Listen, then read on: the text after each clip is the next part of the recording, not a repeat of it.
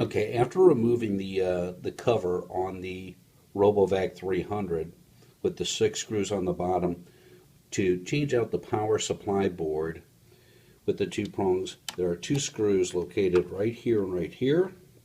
And what we're going to do is we'll just disconnect those. Pull those out.